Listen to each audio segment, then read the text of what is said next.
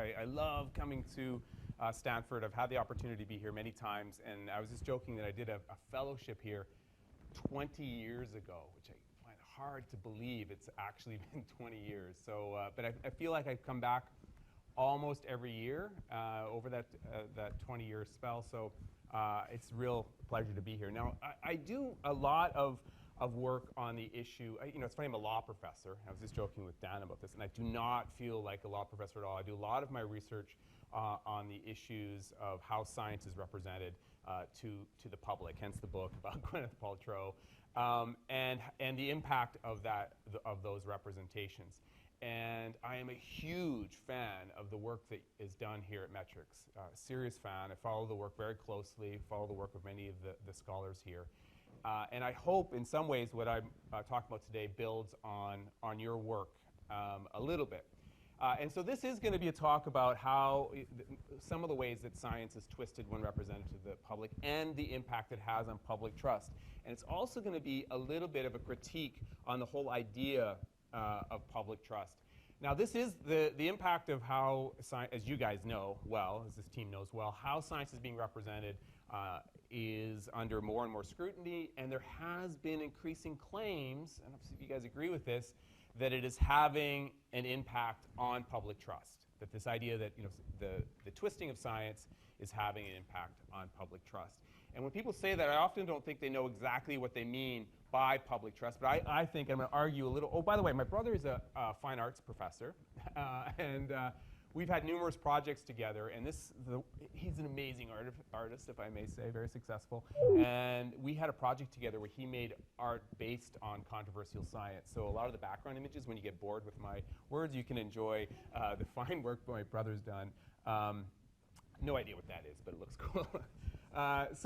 When people are talking about, and I'm curious if you guys agree with this, the idea of public trust, what they often mean is the scientific community gets frustrated that the public doesn't seem to believe in, and I'll go through some examples, believe in what is coming from conventional sources of science. They don't believe what's being said, and the speculation is there's some kind of break in public trust. And I'm sure you guys have seen this. It's been called the war on science, and this is often tethered to the idea of climate change, but as you'll see in other areas also. And there has been increasing sort of academic scrutiny on this issue. And I was actually part of this National Academy of Science event where they were talking about this very thing. This was just months ago this came out, about this break in public trust between the scientific community and the general public. And partly, and I really think it's because the scientific community, rightly or not, is frustrated with all the crazy things that the general public believes. And so just to warm us up, I want to go through some of those things. I want to go through the examples of twisted science or twisted beliefs. And then I want to talk about this idea of trust. And then I want to focus on a very particular kind of twisted science. And this is an area that we do a lot of research on. And this is the idea of science hype. And I want to get your thoughts on that. And by the way, jump in at any time. And then I want to talk about very, very briefly at the end this idea of harm. Because I actually think, and I am guilty of this, and I've heard it from peer reviewers that have reviewed my work, I make these claims of harms like a loss of public trust. Where's the empirical evidence to support that? And I think that's a fair critique. As I say, I write a lot about this idea of hype. As you'll see, I've done some research on the nature of that hype, particularly around stem cells. And then I make these bold, our whole team, and not just me, other people make these bold claims about specific harms.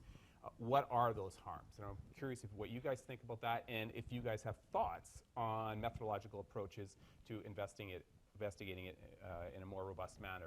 Okay, so let's talk a little bit about twisted science and some of the things that I think, and this is again just sort of a gestalt vibe I get from being involved in this for over a decade, what's driving this concern. The first thing is these conspiracy theories that seem to be absolutely everywhere on major, I'm not talking about Elvis being still alive, apparently he is.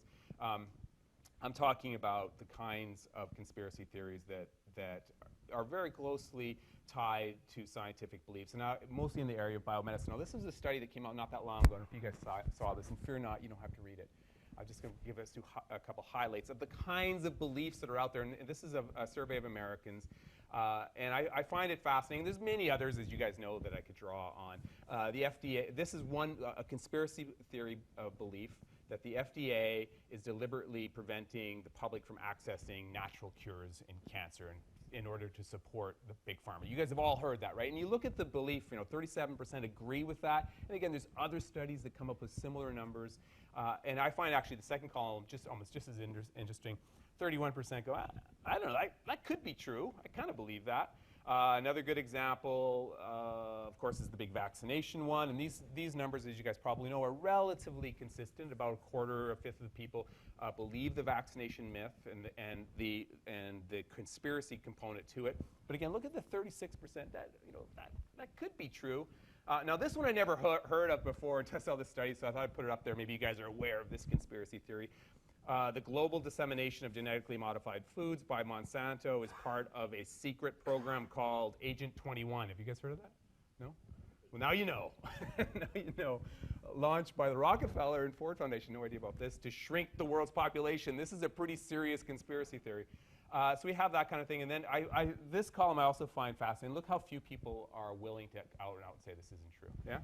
So I'm going to play the devil's advocate. Well, you can do it all the way through because, but go ahead.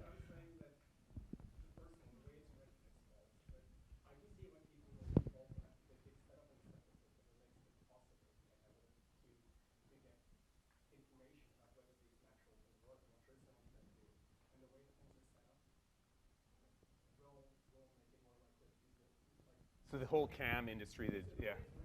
I would almost go into the agree or disagree, because specifically in certain polls, it's pointing to something that could actually be true. That the idea that there are these natural cures out there that yeah. Yeah. It's working with one Yeah. The way we set up the system, the way the FDA has set up the regulatory system Yeah. to practice medicine makes it impossible to get information about which one's working, which one's not. Right, but the word cure is a little bit. Yeah, and keep in mind, it's the idea here was in investigation of conspiracies too. The idea that this is a willful way of avoiding natural cures from moving forward. And to be honest, I'm not putting this up here as proof of either that this is wrong, but rather that this is the kind of things that the scientific community is frustrated about. Right? So I'm not even agreeing or disagreeing with whether this is a good study. Right? This is the kind of thing that is fueling this concern about hype and twisted science, whether you agree with these numbers or not. Do you know what I mean? And we see the same thing in popular culture. And I've done a lot of research on celebrity culture in this regard. Here's Michael Douglas on Jimmy Fallon talking about how great he's looking, and he did say that. And why do I look so good? It's because I'm gluten-free, right? So this is something very frustrating. He does look pretty good. He's been through a lot.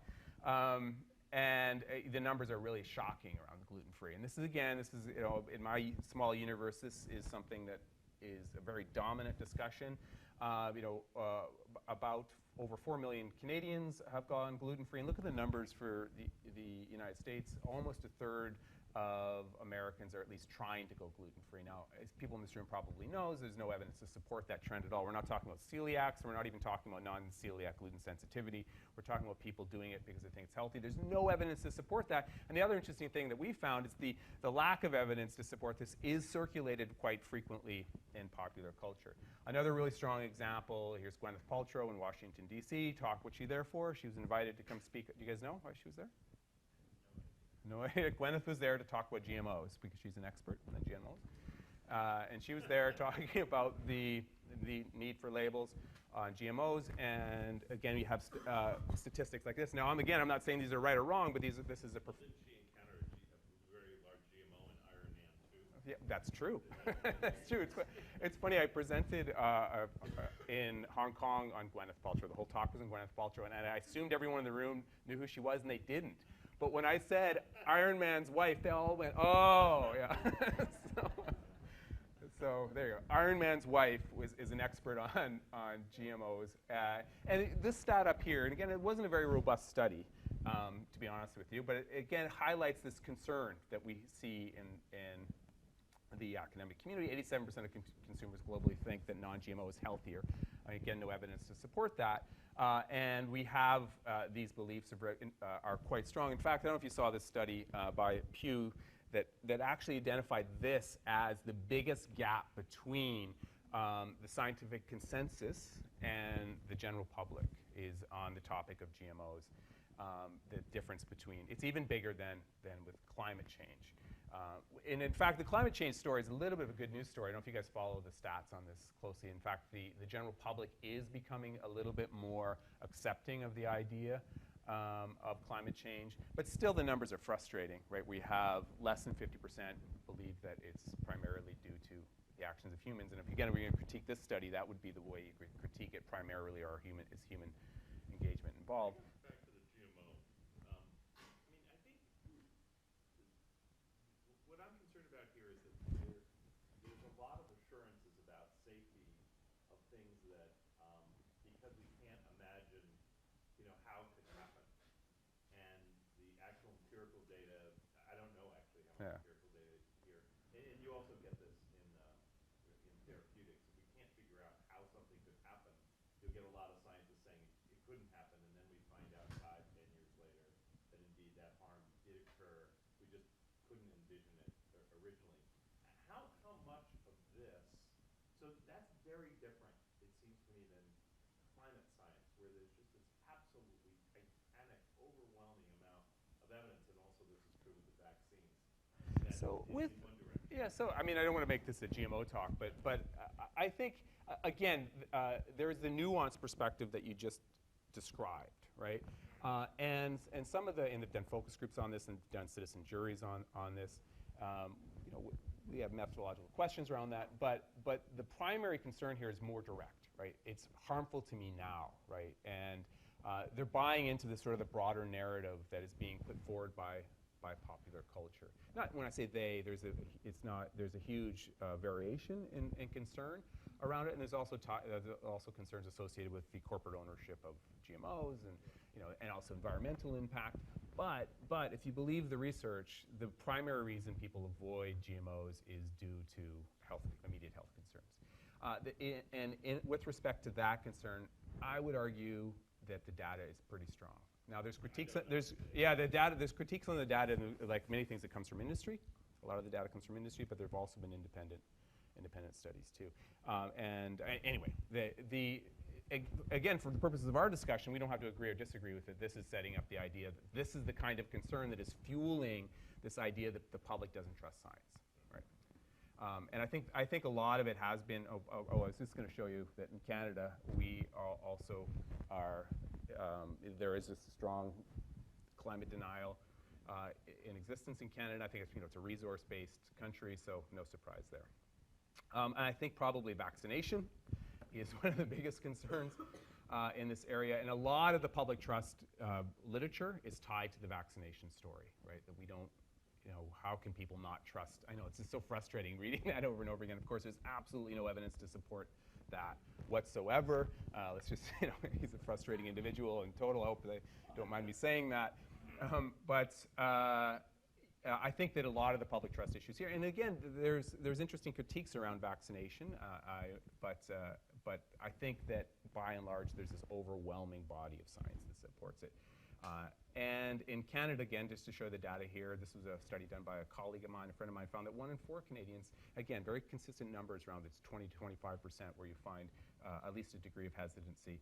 And there has been some suggestion of if you saw this really nice piece by Ivan and others where they tied this break in trust and with science to actual harm, and it was again supported by a piece that came out just days ago in JAMA about the link between anti-vaccination and the anti-vaccination rhetoric and actual harm.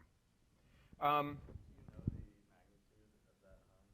For instance, how many people can I say on the Wakefield because it's causing? Well, it could be quantified in this article. Yeah, it is. Yeah, so this article is funny because right before this talk, I actually tried to answer that question, and I was going to have a quote up here, and they don't really break it down. What they do tie it directly to people's anti-vaccination and decisions to not to get vaccinated, right? And at some level, that decision not to get vaccinated is tied to everything that we're talking about today, right? At some level. Now, how you can quantify it, and that's one of the things that sort of methodological things I like to talk about, because we say, and I'm going to say later today, that the hype and this misinformation causes harm, but can we quantify it? And I think it would be useful for a whole bunch of reasons if we could do that. In the vaccines, almost immediately after that paper appeared, vaccination rates in the UK went down, and the cases went up. I mean, you can look and they've dramatically, so you could attribute a huge number of those cases directly to that paper. And it's another interesting thing about that we can talk about is how difficult it is to create counter narratives. I mean, that story lives on, right? And it seems indestructible, right? And as we'll talk about a little bit, I get hate mail from the people who feel really strongly about this. So the other kind of, Well, as a pediatrician, I would like to come to the issue of the rotavirus and chickenpox vaccine, which has been rolled out with the same fervor, I fear, as diseases where there was better evidence of harm from the disease itself. So chickenpox used to be viewed as a relatively mild flu germ, and yes, it made the kids itchy, but it didn't cause life-threatening illness commonly. So that and the rotavirus, or the diarrhea in the U.S. being rarely life-threatening, particularly if it was something as simple as a rotavirus, I think contributes to the overselling of acceptance of vaccine. so I'm not sure I follow it. So you're saying that because the diseases we're overselling the vaccinations because the diseases aren't that bad, or maybe I'm hearing the reverse. Yes, that there is a general acceptance Hey, Hank. in the marketing practices that medicine is promoting the Yeah. vaccine uniformly, when some of us might question It's value. how life-threatening chickenpox really is or was to the unvaccinated population. Well, there's interesting discussions in Canada around H1N1 in the same regard, right, that we're using, and this is an interesting public health messaging issue, because people critique, and I'm not saying I necessarily agree, but one of the critiques you hear is that we shouldn't treat all vaccinations, and the discussion around all vaccinations shouldn't be the same, and if you even raise that, you're painted as an anti-vaxxer, right? So that's an interesting discussion, but not today. The other form of break in trust and hype concern that is emerging is around sort of the overselling of emerging technologies. And one of the area that I do a lot of work in, and I'll talk about later, is in the context of stem cells. But you see it in stem cells, you see it in genetics, and there is this argument that this overselling, again, is resulting in a break in trust because it's the public, again, and we'll talk about whether this is true or not. The argument is the public isn't going to listen anymore. We don't trust what I have to say anymore. So you see these kinds of headlines where pro athletes are getting stem cell treatments, no proven, no suggestion they work. They're presented completely uncritically. You see that on Dr. Oz, one of Dr. Oz's spin-off shows, talking about stem cells, again, presented completely uncritically. You have the marketing of stem cells all over, from everything, skin and again, completely uncritically. There even is stem cell weight loss. Did you guys know about this? Which is incredible. You got to bring together two very sexy areas of research, and you've got a product worth selling. And then when Kim Kardashian gets involved, that it has really gone too far. This story, again, I follow popular. I know it's hard to believe, but I follow popular culture very closely. This was a huge story, and it was completely uncritically portrayed. It was portrayed as, if this works, where can I get it, kind of thing. So the argument here, and we'll dig into this in just a bit, is that these kinds of portrayals create a legitimacy for a product that doesn't exist, and that eventually it's going to result in a break in public trust. Now, is that true? I don't know. It's an interesting question. Yeah. A case like this seems like product placement to me, like even sort of right. Yeah, and she is very clever, and there's been some investigation of this in Canada where she's paid to make it sound like it's they just caught me doing this. She worked with a pharmaceutical company in Canada to sell a drug on Instagram that was clearly a product placement and did not meet FDA or Health Canada rules. So you're seeing that happen more and more. Okay, the bottom line is there's lots of room for bunk out there. Yeah? This is not something new. Some of us are very concerned about the moonshot to cure cancer. Yeah. This hype started with Nixon in the 70s, and then people say, well, where's the cure? We gave you all this money. Where's the cure? So I actually had a moonshot. I took it out. I had a moonshot slide in there because I think that is an interesting argument against the public trust concern. Because there has, and again, I'm really curious what these big brains here think about this. When they had Nixon's war on cancer, it was overhyped then. There was time frames involved. Nothing came of it. Was there a whole bunch of problems with that? And I'm not saying it's not problematic. But in the context of public trust, did it really result in a break in public trust between the public and sort of the biomedical community? Let's leave that as a question for now, because I think it's an excellent example. Has it? But is that a break in public? Anyway. It's an interesting question. Like, it's one of the ones I'm struggling with. So that gets to this idea of trust. And as I said at the beginning, the idea of trust is, in fact, incredibly complex. And I could have done a whole presentation on exactly what that is. What is public trust? And when you say the public has lost trust in science, or in fact, the evidence to support that is mixed. If we did a survey right now of Canadians or of Americans, the vast majority say that they do trust science and that that trust is perhaps even increasing. However, if you then ask them, do you trust science around specific things, it falls apart.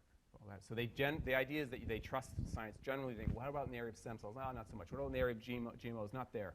And of course, there's huge variation depending on ideology, political affiliation, et cetera. So it's a very, very complex phenomenon, trust. But I do think that it's being used sort of as a proxy for this other general concern that public just doesn't listen anymore, doesn't believe us anymore around all of these issues.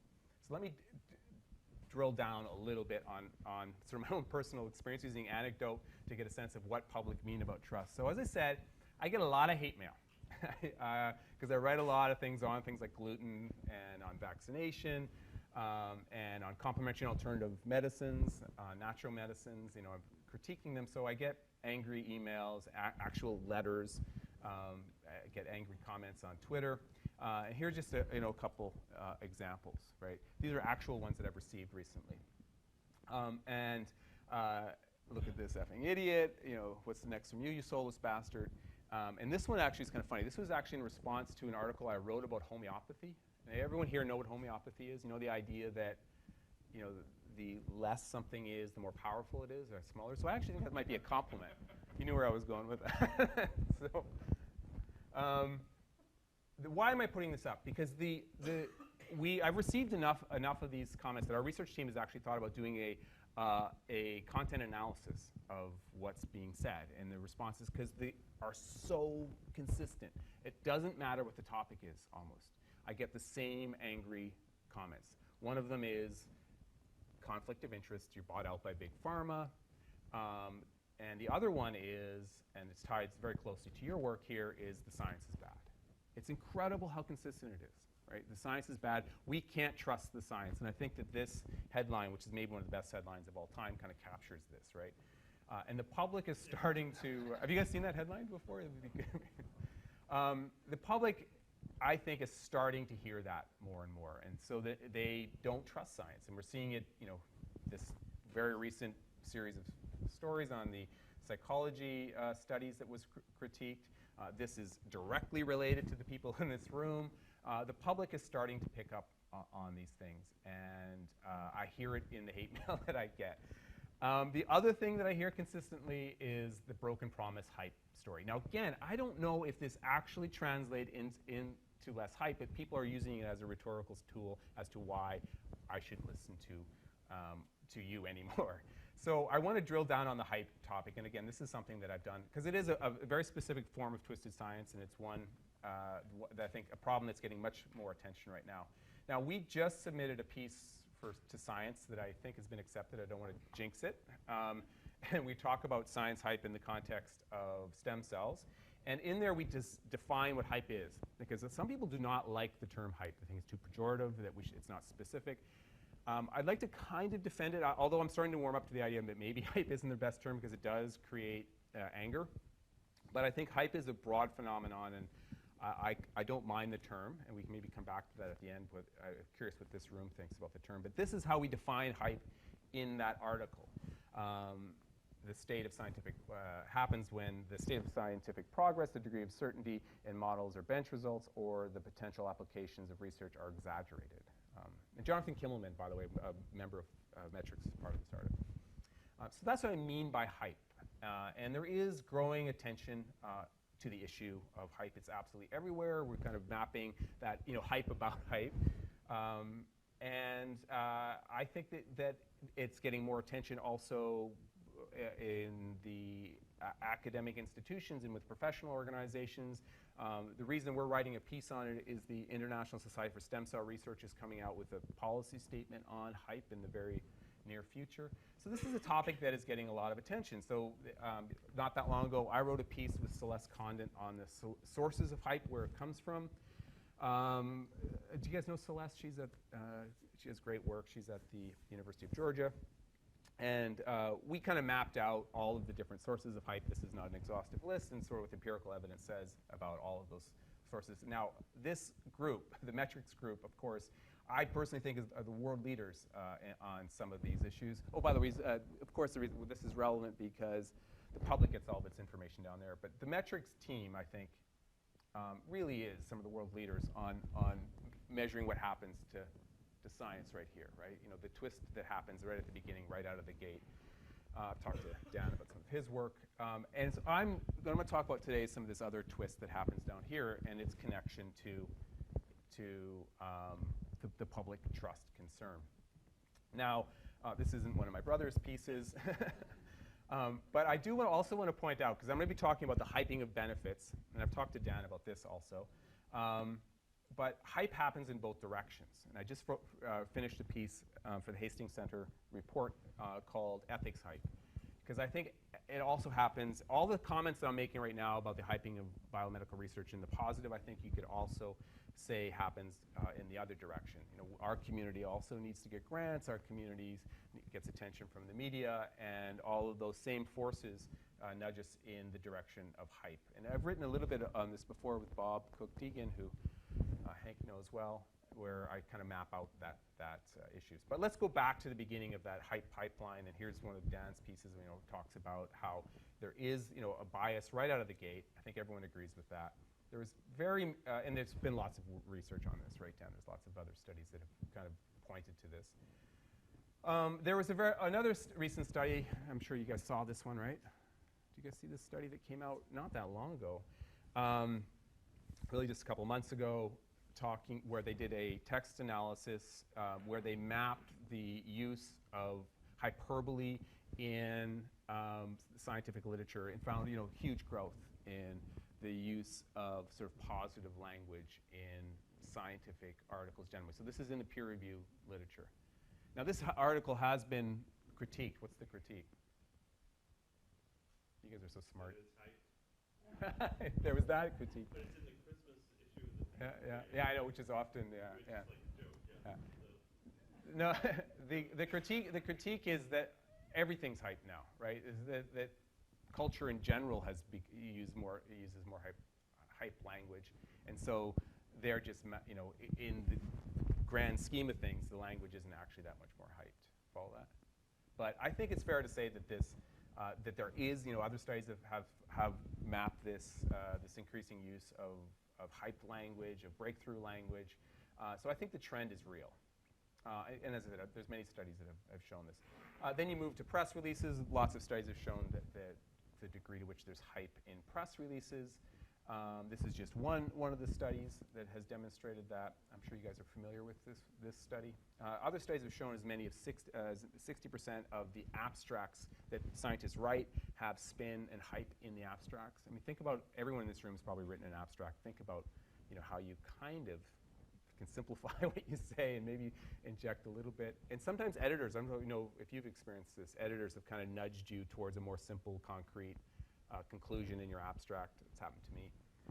But a large percentage of abstracts also have hype in them. And other recent studies, this is a very recent one too. Have you guys seen this one? This study found that the media favors, so you have the hype, we're moving down the hype pipeline, and here we have hype, a unique kind of spin that happens in the media, where the media favors less robust studies, observational studies, and it's almost a direct correlation between the lower the quality of the study, the more likely it is to get press release, which shouldn't really surprise this room, right? Because you're going to get bigger effect sizes and things like that, right? More sexy results as a result of that. So you have that kind of hype. But despite what I think there is a general push towards more hype in science. People in this room agree with that?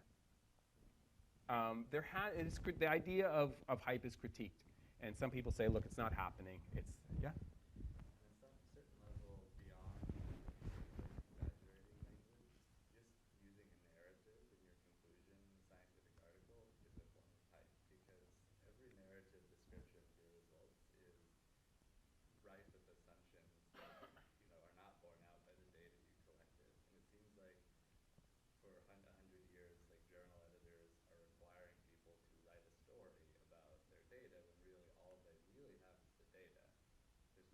There's no actors or good or bad roles in the molecules they found.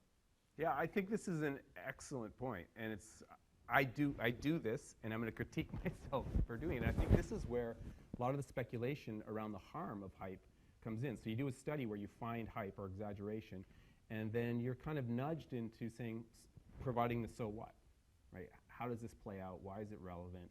What's the story behind your? I think this is a really important point, and as people in this room probably know, studies tell us that people remember the narrative more than they remember the data, right?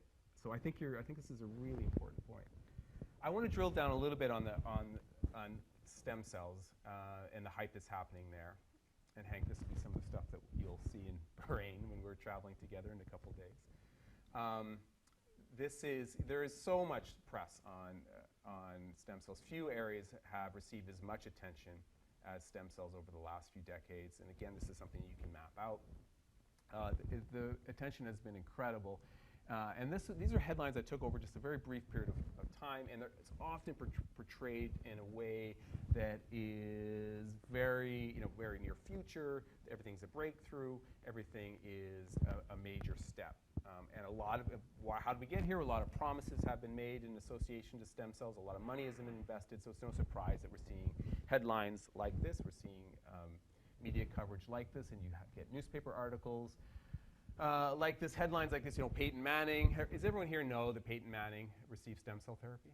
Does anyone not know that? I did not know that. You didn't know that? Oh, I'm surprised. I often ask rooms that. I'm always amazed how many people, on his neck, yeah. Now, whether he really did get stem cell therapy, what he got, it's very unclear, and he hasn't talked about it, but it's received a lot of coverage. You're a Patriots fan. You have a confidence. Yeah, I have a very strong. Tom would never do something like that, so. We have this kind of headline, stem cell therapies can repair heart damage. This was a phase 1 trial.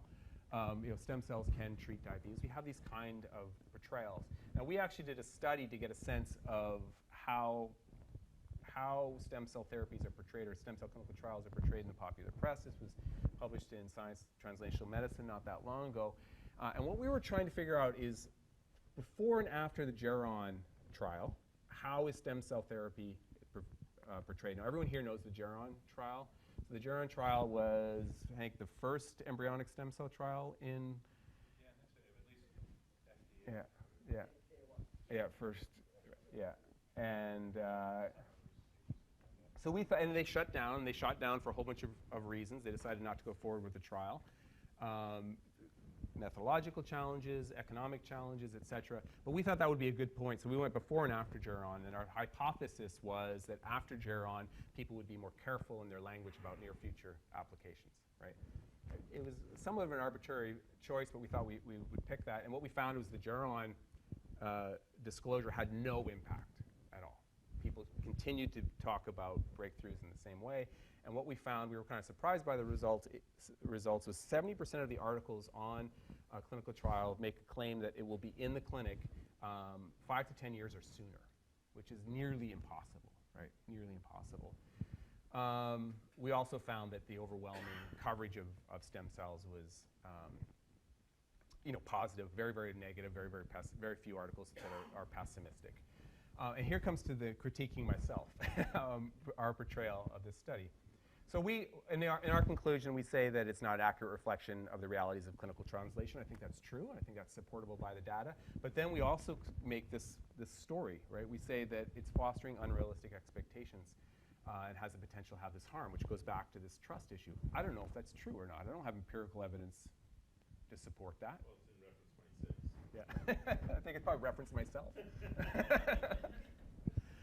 We have that kind of story going on, and we were nudged to come up with that. And I'm not only ourselves to blame.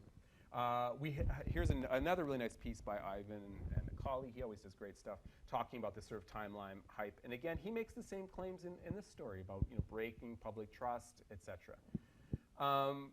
Other examples of stem cell hype, there's a lot of empirical evidence on this. This was done by a colleague of mine, Tanya Bubala. She does really great work. And this was a huge one. She looked at over 13,000 articles, newspaper articles on stem cells. And then she looked at over 1,100 clinical trials, I think, clinicaltrials.gov. And what she was trying to do is map the difference between the reality of the research that's going on and how it's being talked about in the popular press. So it was a very clever study. But the reason I want to raise, again, she found a lot of hype, is again, she does the exact same thing that I did. We talked about the public becoming disappointed, disillusioned in stem cell research as a result of this. Is there really any empirical evidence to support that? And it goes back to your comments about the war on cancer, right? She's making the same claims, and I've made these claims too. Here's another study, a nice little one by Judy Illes, who used to be here at Stanford, where she looked at a particular area of stem cell research, same conclusions, a lot of privileging of benefits over risks, and a presentation of these things as if they're being clinically ready, as if these therapies are ready for clinical application. And again, she argues in the piece that this is going to have a breach in public trust. I don't know of data to support that. I intuitively think it's correct, but I think we need research.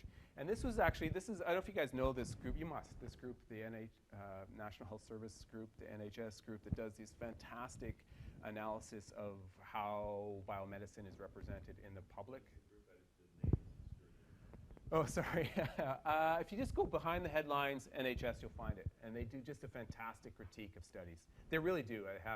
Obviously, they've got some great experts working for them. But they did an analysis of how stem cells, again, were presented in the newspapers in the UK, found a whole bunch of issues around too much hype, inaccurate portrayals, and again make this claim that it's having an adverse impact. This was a study that we did. I'll go through this really quickly because I want to get to hear what you guys say. A study that we did on the portrayals of clinics, stem cell clinics. So these are the clinics that are providing unproven treatments. Right? These are unproven treatments. The clinics that are providing stem cell therapies that have no science to back them up in Mexico, in China, in Russia, increasingly in the United States. No evidence to back them up. And what we found was that it was almost entirely positive. Really remarkable how positive. The green is the negative, the blue is the positive, and becoming more positive. The only dip that we could find was in relation when the ISSCR, the International Society for Stem Cell Research, released a report critiquing these clinics, but it pops right back up to being positive. These are newspaper articles on the clinics. So these are newspaper articles about people going to these clinics, and they're portrayed almost entirely uncritically, almost entirely positively. You would expect, to be. We were surprised again by these results, and I'll give you a concrete example of this kind of hype, this kind of twisted science. Does everyone here know who Gordie Howe is? If you're a Canadian, he's God. There's Wayne Gretzky, and there's Gordie Howe. Okay, so Gordie Howe, a very famous hockey player, had a stroke about a year ago, a little over a year ago.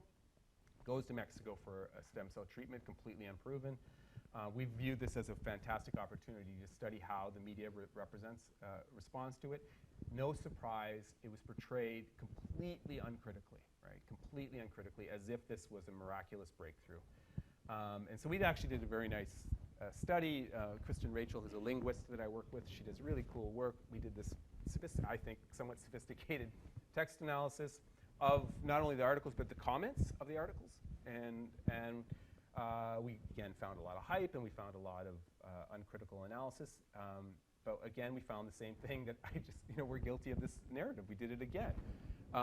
Create patient expectations, affect policy discussions. There actually is a little evidence to support that latter one.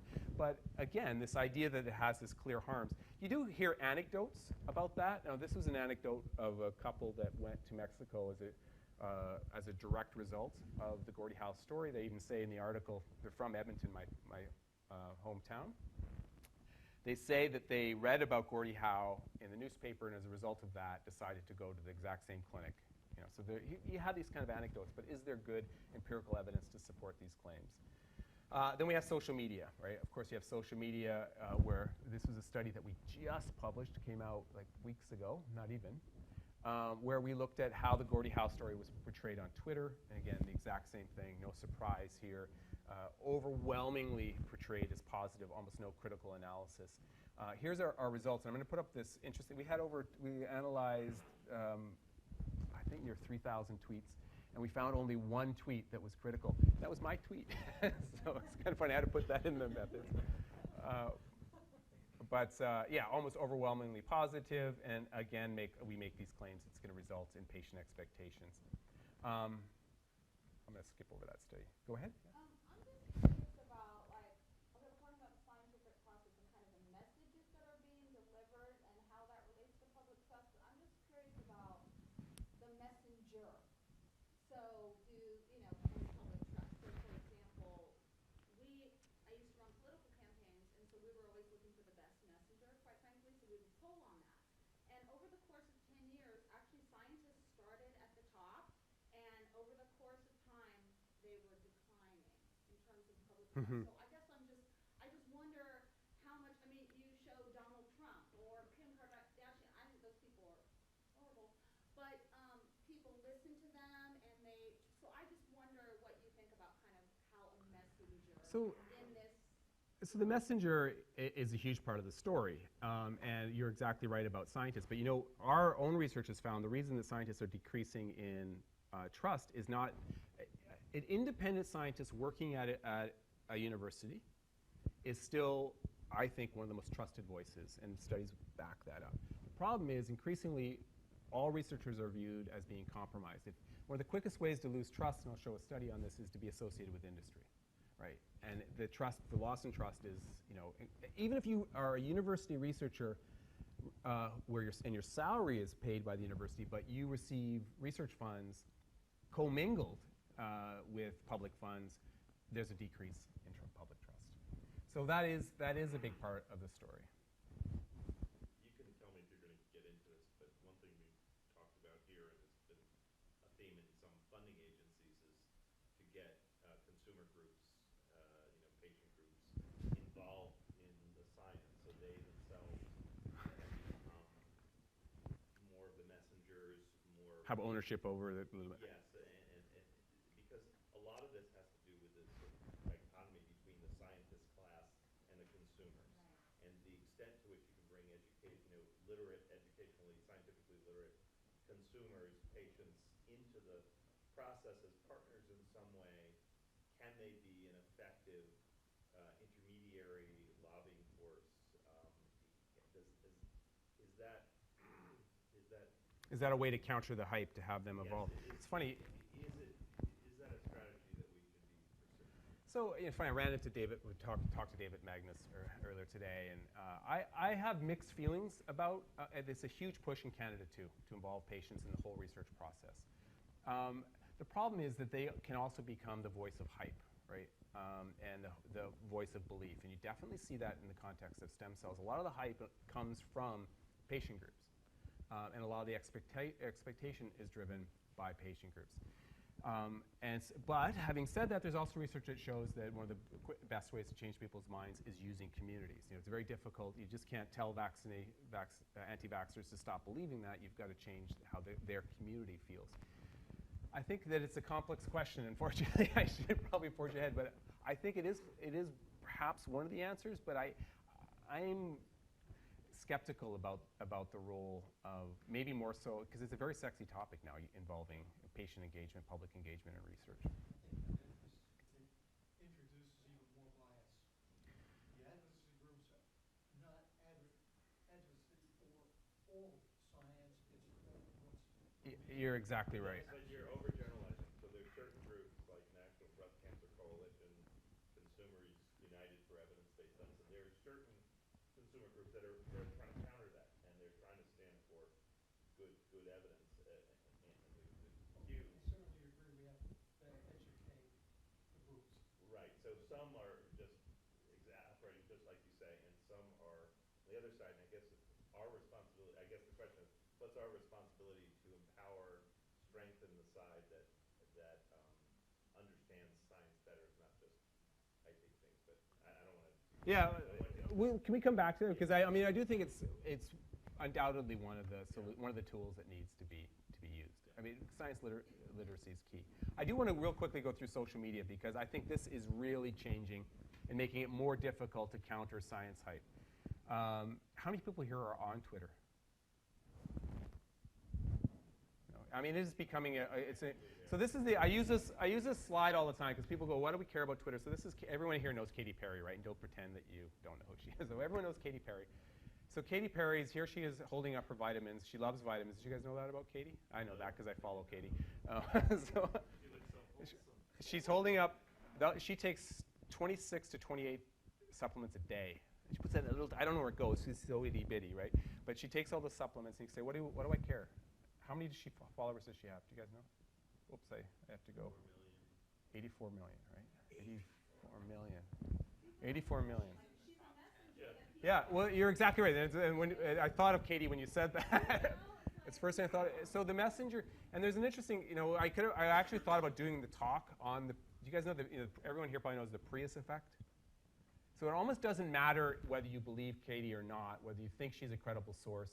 If you identify with Katy, it still has an impact. So you could think she's a loon, and you could think that she's a celebrity. What do I care? But when you're walking down the street and you receive a text from Katy Perry, and I get that because I follow her, it has an impact. And there's interesting studies that show that, because it creates this parasocial relationship. So 84. Look at how many the followers the World Health Organization has, right? And this is how many you guys have, by the way, which is good too. I mean, that's good too. Keep it up. Keep it up. That's awesome.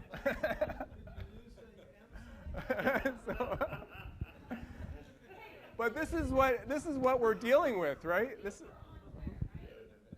Yeah, and I actually think it's incredibly important to be on Twitter. That's one of the arguments I'm going to make at the end.